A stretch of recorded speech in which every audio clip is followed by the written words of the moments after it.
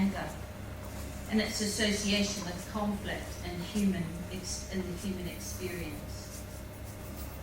How we live our life, and especially how we interact with others, is a direct expression of our soul contact, our spiritual development, and our understanding and application of theosophical and ancient wisdom teachings. If we want to change the world and reduce the conflict we see and experience in the world, we need to begin by changing our inner world, the world of our mind. We can search the globe looking for and working towards lasting peace, but we won't find it until we come to realize that peace comes from within and radiates out into the manifest world as an expression of love. Inner peace creates outer peace, as the ancient Hermetic axiom teaches us, as above, so below. This is how the universe is worked and guided from within outwards. And we learn what it means to practically live our theosophical understanding.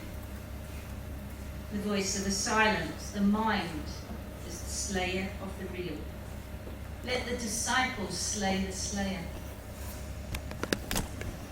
Anger lies at the root of all human conflict, from that experience within our own mind, to relationship and family disharmony, to global wars. It is a powerful fire energy, often called the passion of fools. Socrates defined it as the raging and seething of the soul. Aristotle called it the boiling of the blood around the heart. Plato suggested that pain, fear, and anger are given to man as necessity.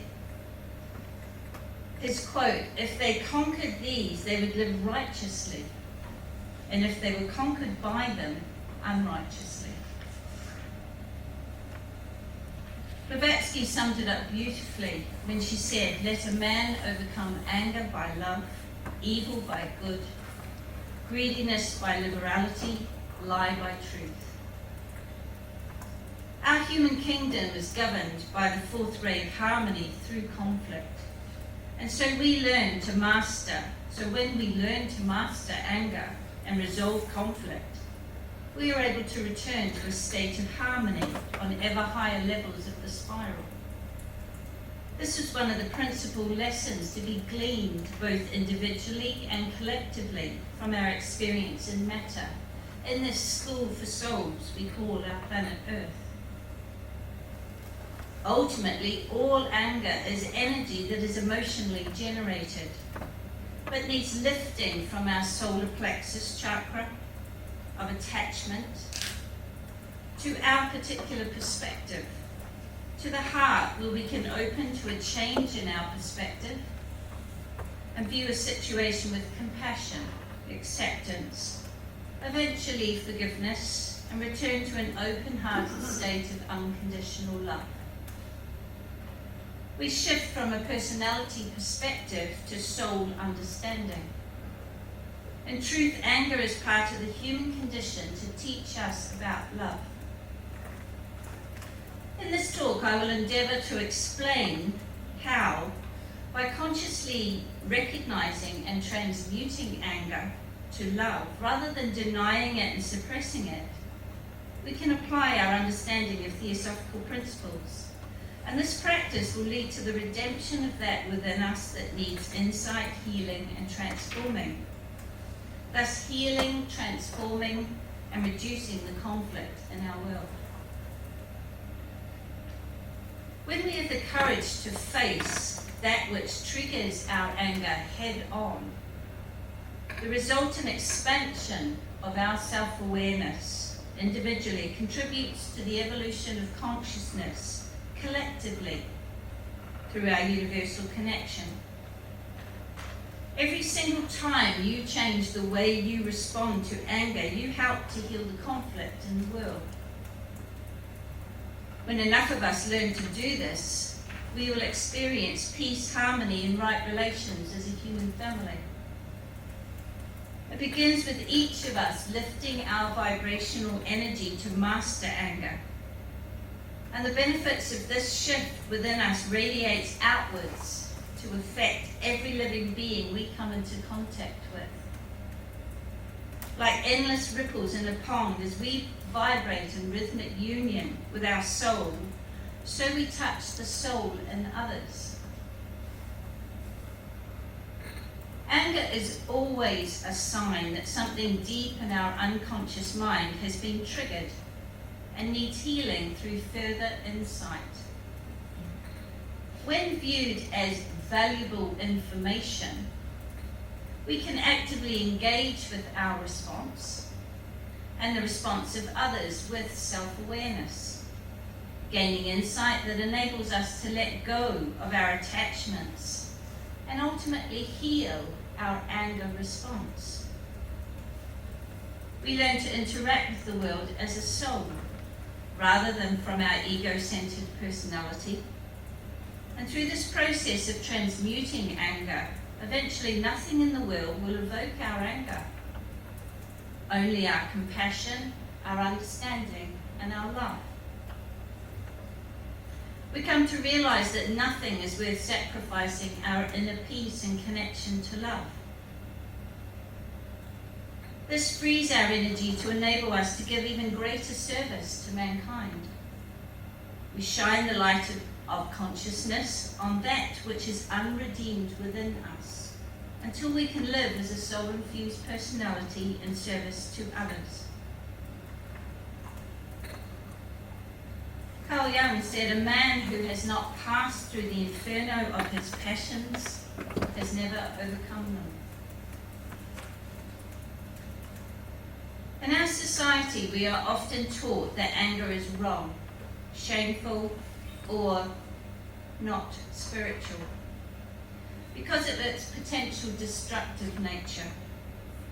We are not taught how to manage its fire energy, and so we learn to deny it, damp it down, and suppress it. If we experience the negative consequences of anger as a child, we come to fear its expression, and even fear the potential intensity of our own anger and the harm it may do. Sometimes we don't even realize we are angry until it overwhelms us, as its root cause can be in other emotions such as sadness or grief. Anger expressed unconsciously is harmful. And this is especially so when the individual is polarized in their personality vehicle, their astral desire nature, and the chakras below the diaphragm, and there is little self-control or self-awareness. Its energy has the power to induce violence, destroy our health, peace of mind, and our relations with those we care the most about. It's one of the many manifestations of fear that we need to redeem. So many people don't realize that fear can express itself in many ways, as rejection, insecurity, disappointment, overwhelm, sadness, grief, shame, jealousy, doubt, worry, anxiety, and anger. For many people, anger is the default expression, as they would rather feel angry than feel shame or sadness, for example.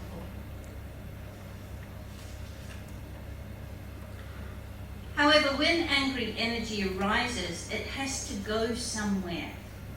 And we often don't realize that if this energy is not expressed, then it gets trapped in the subtle energy system of the etheric body, usually around the solar plexus Manipura chakra. In time, this energy builds till it causes a blockage in the natural flow of subtle energy in the body and creates physical dis-ease, especially in the liver, the stomach, the pancreas, the gut to the gallbladder, negatively affecting the liver and the gallbladder meridians. It affects metabolism and energy production, weight gain around the center of the body, and contributes to diseases like diabetes, high blood pressure, and heart disease. Emotionally, over time, this leads to depression, as the congested energy blocks the will energy, that naturally emanates from the Manipura chakra. Esoterically, depression can be viewed as a build-up of unexpressed anger and a need to resolve the issues that stand behind this anger. So to gain a better understanding of how to safely and constructively express this angry energy and use its power for personality integration and soul growth, we need to know why we react like we do when we experience anger. So if we have a look at this diagram, when life triggers our fear response, this activates the amygdala center and the limbic or emotional center of our brain. These are both part of the original animal survival part of our nervous system, deep in the brain. The amygdala activation stimulates our sympathetic nervous system and subsequently the fight, flight, or freeze stress response. And this activates our body in ways that we need to act for our survival. Our heart rate and blood pressure increase, and blood is pumped to our muscles ready for action.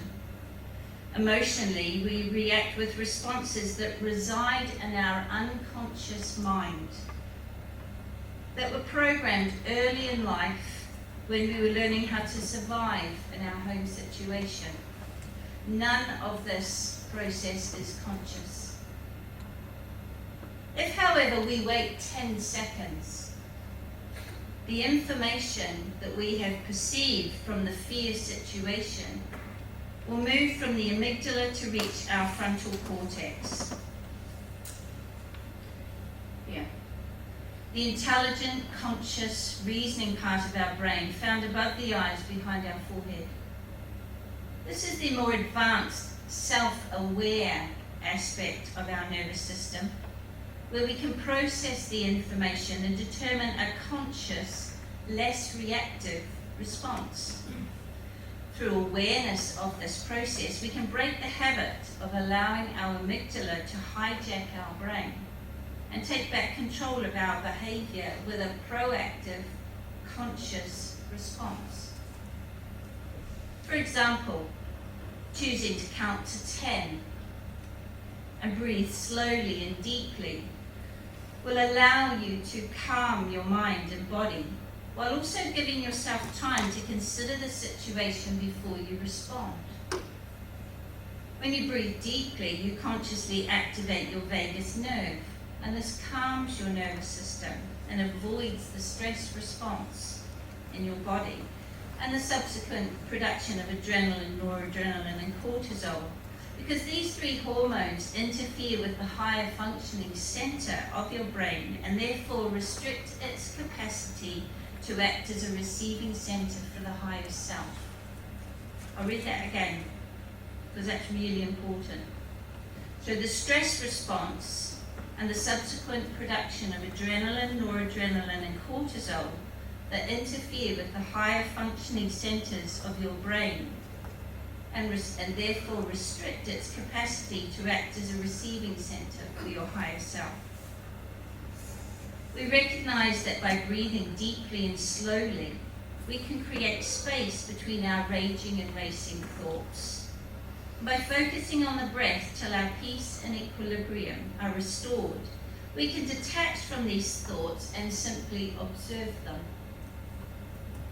This is what we train our mind to do when we regularly practice meditation. By simply detaching from the thoughts and recognizing you have viewed this situation through the lens of your own perception and may not be seeing the whole truth, you activate your capacity for discrimination and open to the insights that will arise from your higher self. So it's this stepping back and recognizing the thoughts that are playing out in response to the situation that is important.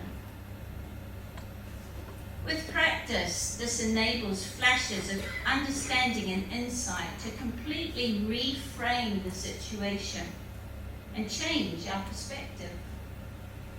We may realize, for example, our part of contributing to the conflict. We may recognize that the other person is doing their best, or there's been a misunderstanding or a miscommunication. This enables us to see the situation as a wise soul and take appropriate action. We learn not to take another's words or actions personally, not to make assumptions about their motives or the situation, and to be impeccable with our word in response. So we seek to understand rather than impose our idea of what is right. Sometimes the valuable information we glean is that another's behavior or words are out of alignment with our values. Their actions encourage us to clarify these deeply held values and determine whether they are still true for us. This examination is part of the integration of your personality so that all aspects of our being become congruent. This reflective process we undergo is guided by our soul. We may decide to say something constructive if we have our emotions under control, or we may simply decide that we need to walk away, as we recognize that we are no longer in alignment with their values, ideas, ideals, and beliefs. We develop a capacity to simply let it go, to preserve our own inner calm and alignment, recognizing that the person involved is a personality perhaps not yet in touch with their own soul's guidance, or they are working through their own misperceptions, or simply wanting to offload their negative energy.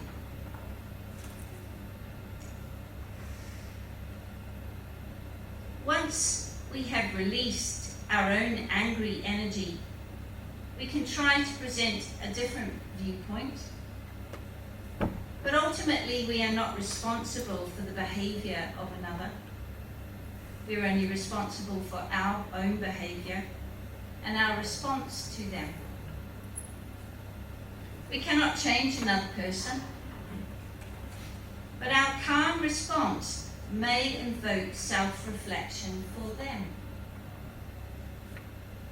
We know the heated energy of anger will seldom invite this self-reflection, positive change, or a realignment of deeply held beliefs and ideals.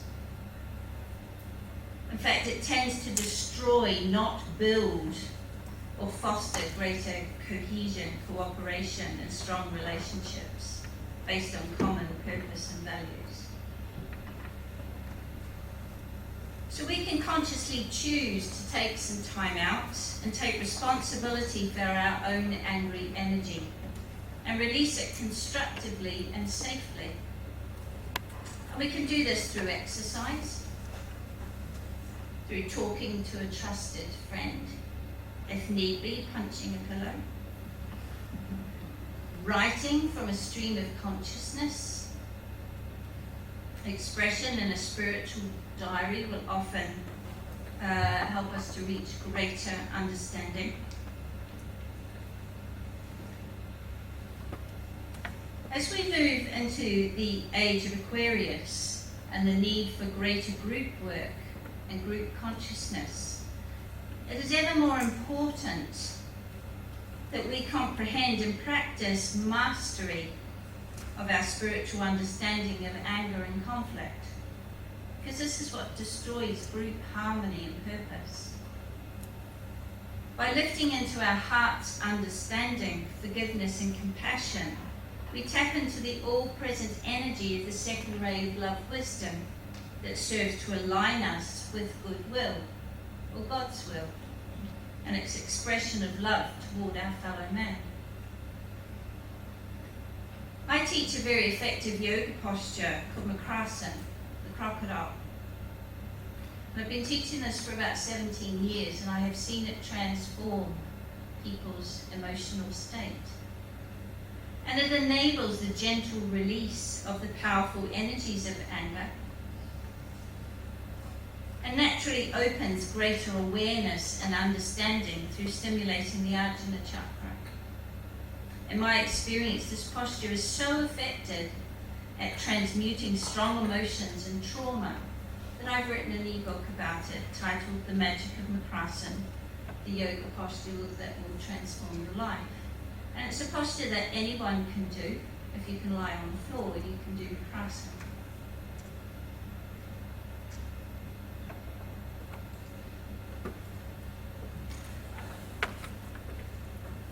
When we choose to engage with our angry energy and take responsibility for it, this opens us up to seeing the truth of a situation. So in the voice of the silence, Madame Blavatsky says, before the soul can see, the harmony within must be attained, and fleshy eyes be rendered blind to an illusion. Once we have released the energies and opened to a new understanding of what is out of alignment, what valuable information our anger has raised, we can return to the situation and discuss it if needed, decide on any actions that are required, fostering greater understanding whilst building trust and respect in our relations with others and with ourselves. Imagine if this was the process we used to resolve major conflicts and wars on our planet. This conscious management and mastery of anger requires a measure of soul contact and taking responsibility for your own behavior with a realization of the effect we have on others. It reflects a willingness to move from our astral emotional desire nature to be right and win a conflict, feeding our ego, personality, to the spiritual aspiration to understand, to stand under greater truth, to build relations, harmony, and live in peace with our fellow man. This is to lift up into the light of greater understanding. We have moved from a separative individual consciousness toward unified group consciousness. Again, in the voice of the silence, hast thou attuned thyself to the suffering of humanity, O candidate for light? We are reminded.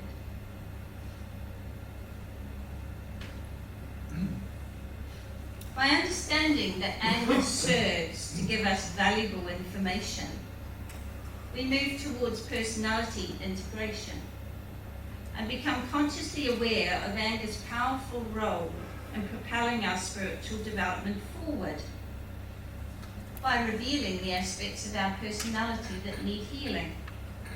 It serves as a mirror that reveals valuable opportunities for spiritual growth and learning, and acts as a catalyst to the powerful integration and coordination of our lower vehicles to become a more effective channel for the energies of our soul.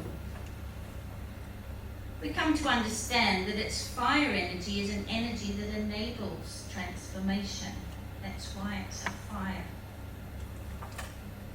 And just as an aside, often people will see repeated patterns in a lifetime. The same situation keeps on coming up, the same conflicts, the same problems. And there's a reason for that.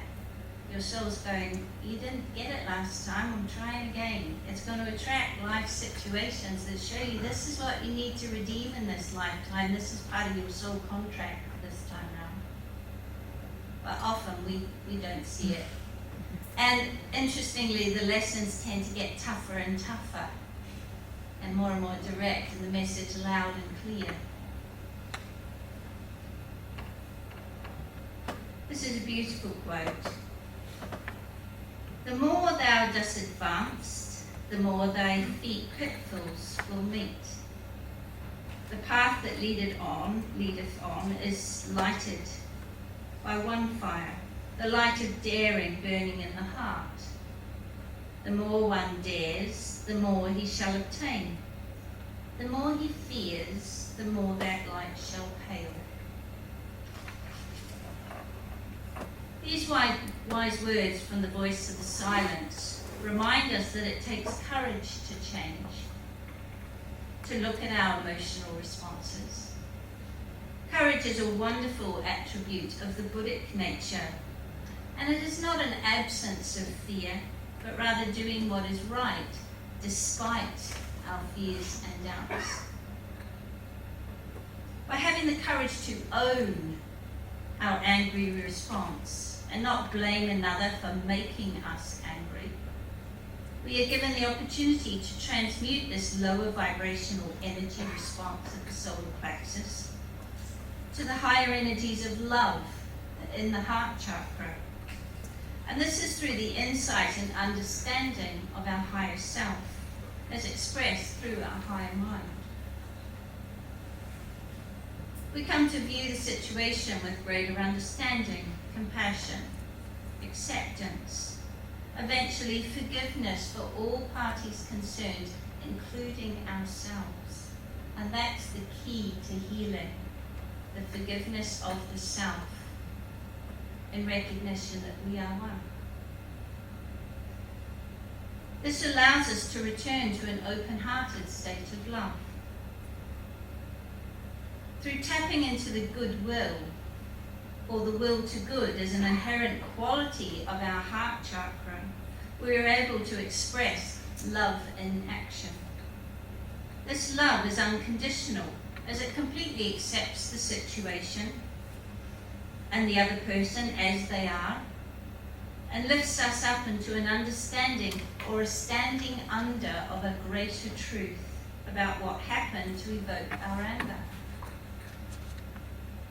This understanding is only possible when we view the emotional drama from the perspective of the silent observer and our higher mind, and can retain this polarization in our higher self-awareness. So when we observe the drama, and just as an aside, I say to people, imagine you're in the audience watching the drama play out on the stage. When you're in the audience, you are just watching it as a drama playing out for your learning. When you're pulled into the angry response, the lower astral desire, Manipura response, it's like you're up on the stage. You can't see what's going on from a higher perspective or a bigger picture. It's only when you're in the audience that you can observe and truly understand and gain the insights and learn. This is how we slay the slayer and return to what is real. A return to love is a return to our truth and an expression of our true Buddhic nature. Often this is the focus of the spiritual work undertaken after the first and in preparation for the second initiation as we walk our unique soul path. So the mastery of anger is a big one in terms of the second, coming up to the second initiation. To transcend our own habits of anger brings forth the soul qualities of truth, beauty, and goodness to shine out into the world, making a difference to every heart we touch. When enough people in the world are able to live in this way, at this level of consciousness, we will have an end to human conflict and be able to build a world in which we live in peace and harmony.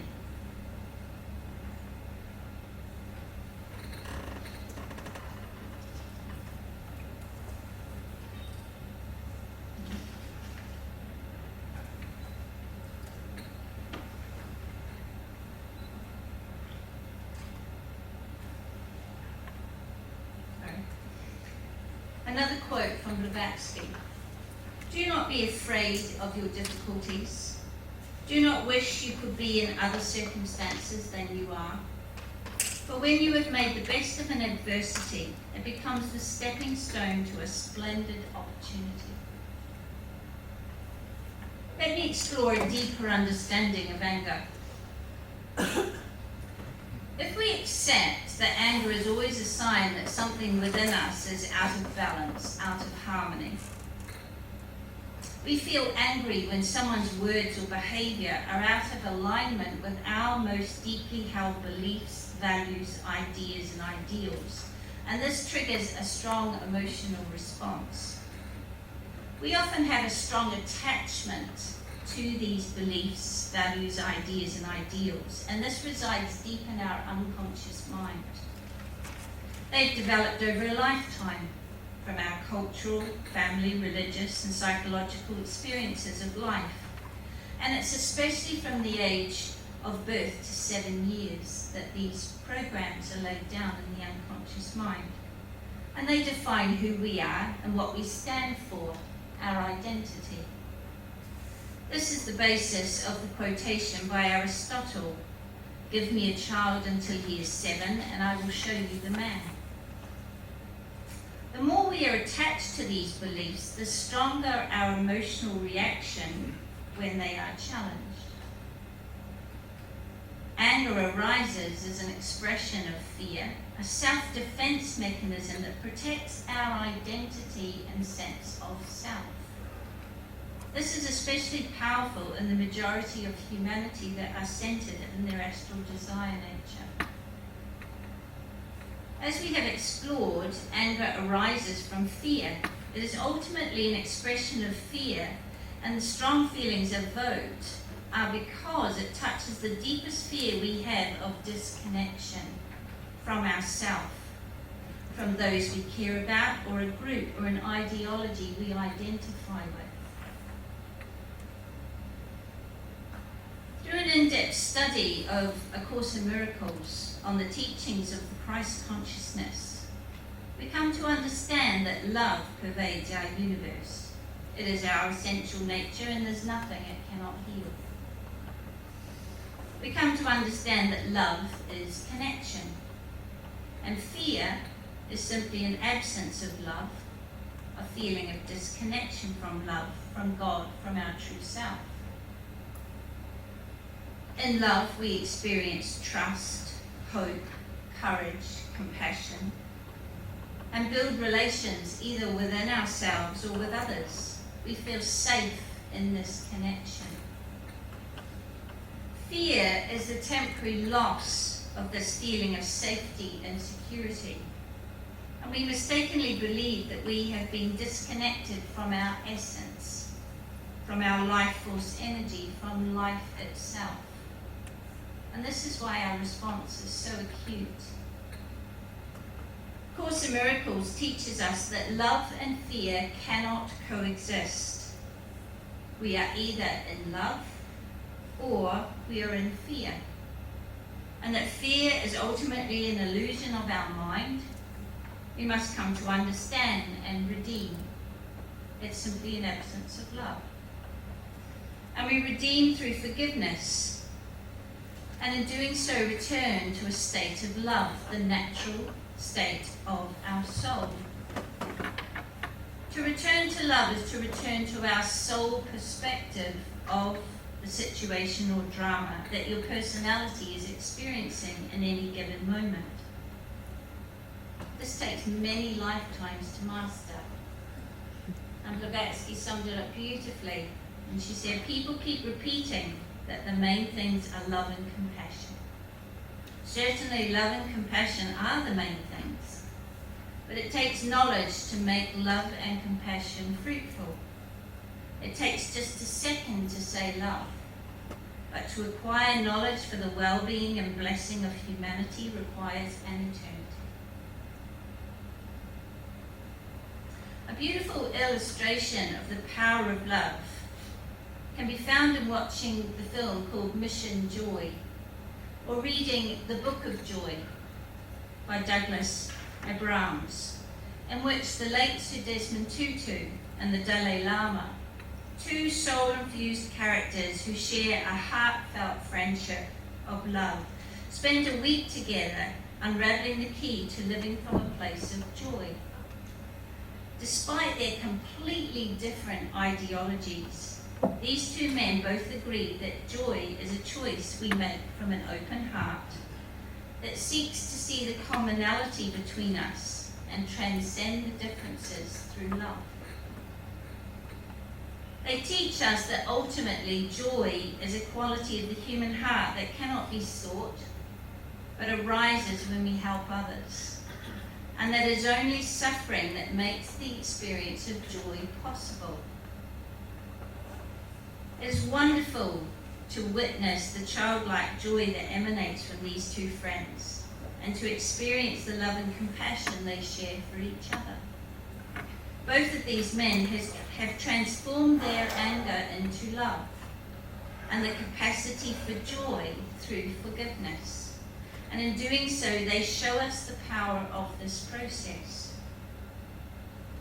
Desmond Tutu mastered his anger despite the atrocities revealed by apartheid and the reconciliation tribunals in South Africa.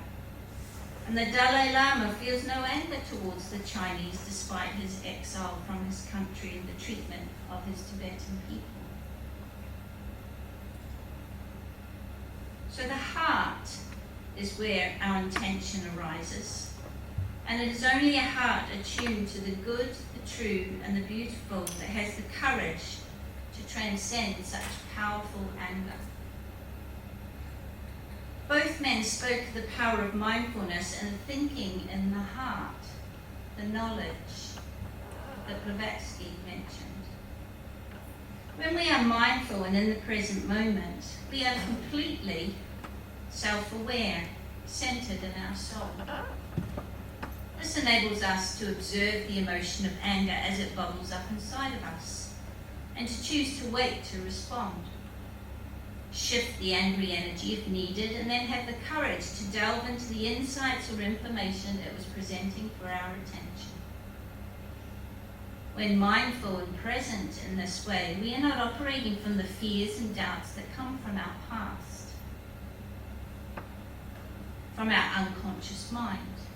Neither are we projecting these into the future as worries and anxieties. We are simply being conscious and present to the emotion of anger. We let it flow, knowing it has some information that we need to grow and learn spiritually, and recognizing that life is allowing the light of consciousness to shine a torch into our unconscious mind and reveal the change in our understanding or perception that is needed. When we are not mindful and aware, but caught up in our thoughts and the inevitable analysis of our lower mind, then we allow our unconscious mind to determine our response to the situation. And this will often be the default response of our child personality self, defending our ego, or our view of ourselves. So the analogy of the stage. When we are mindful, it is like we are sitting in the audience. When we are caught up in the thoughts of our lower mind, we've hopped into the drama on the stage. We can't see the situation with the same perspective, the same truth. And as our thoughts and feelings escalate, our anger builds. The stress response hormones take over our body, and we are engulfed in the flames of anger, and we lose any capacity of our higher mind to discern wisely the truth of the situation. We become reactive with no chance of any proactive, conscious response. But if we pause and detach from the emotions and work through the understanding, we have the potential to heal our emotional triggers for good. When we see them, they are no longer unconscious. We're conscious of them. We change our mind, and this changes our behavior. In time, we redeem all that is unresolved within us, and anger is no longer an emotion that we experience very often, if at all. Instead of anger being our default response to a challenge, compassion becomes our natural way of being and responding. This ability to stand in the light of your higher mind is what Christ taught us when he said, "I am the light of the world." Light is the dawning insight or understanding of greater truths as you transcend the cage of your lower mind and your lower emotional astral desire nature. In John 32:8, then you will know truth, and the truth will set you free. If, however, we choose to deny and push the anger away, our soul will simply engineer situations in life to bring it to our attention time and time again until we have the courage to look at it. Holding on to anger in this way is detrimental to our physical, emotional, mental, and spiritual health and well-being, as it blocks our life force energy and generates great resentment that harms our relations with others. Remember, anger can be red hot and fiery, explosive and powerful in its expression, but equally it can be cold blue, calculating, and expressed passively. I love this quote. In fact, I actually quoted this to my angry teenage daughter 2 days ago. Holding on to anger is like grasping a hot coal with the intent of throwing it at someone else. You're the one that gets burned. So in conclusion, I hope that this talk is giving you some insight into anger and its role in propelling us along our spiritual path of growth and transformation. I trust that you will be inspired to change the way you see and work with your own anger and see hope for a reduction in the conflict inherent in human relations worldwide as we gain greater soul contact and come to see anger as simply information. Anger is one of those topics that we tend to avoid in theosophical talks and discussions, yet it provides us with the perfect opportunity to apply our knowledge and extract greater wisdom when we do so.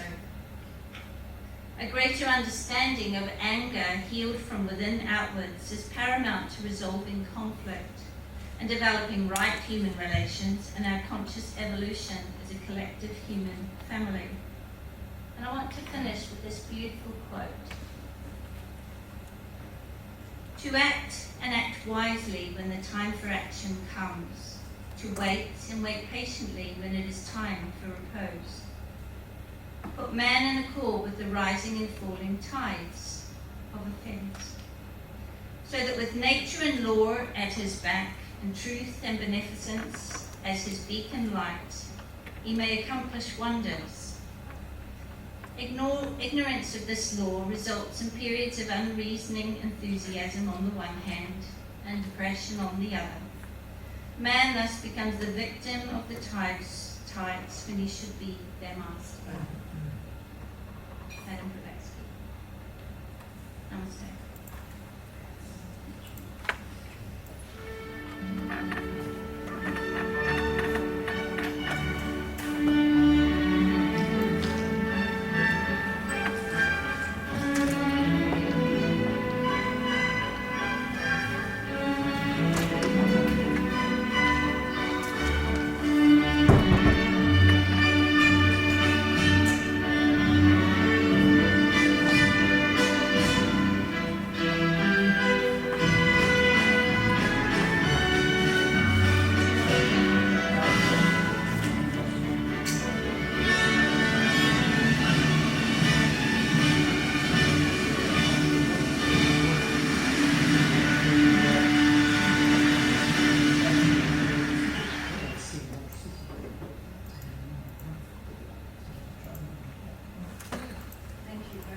Teresa. That was a wonderful talk, and as Teresa says, it's a subject which we tend to ignore and brush under the carpet. Now, there is time for some questions, and I'm sure there will be some questions, so if you have a question, please will you raise your hand?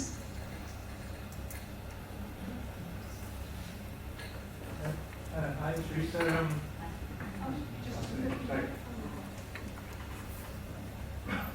Thank you, Teresa, for a very inspiring talk. I mean, anger is something which we do need to discuss. Would you say that human beings are learning to control their anger? Or are we just getting angrier and angrier and angrier as a species? I think about this a lot, and every time I think about it, I come up with a different conclusion. So I would be interested to know what you actually felt about this. Are you optimistic that human beings are finally able to start controlling these raw emotions that we have? I am optimistic, Tim. Brilliant question. And the reason I'm optimistic is to heal anything, you have to first see it and be aware of it and to be out in the open. And I think increasingly we are talking about anger. We are addressing conflict. We're talking about things that even a generation ago we didn't talk about. We're talking about emotions that we wouldn't talk about. And yes, like any wound, it gets worse before it gets better. I believe that we are on the cusp of a change, a major change. And as more people open the centers above the diaphragm, especially open the heart, this opening will draw to the surface those aspects of their nature that need redeeming. And this is what we're seeing individually and worldwide. So it may feel like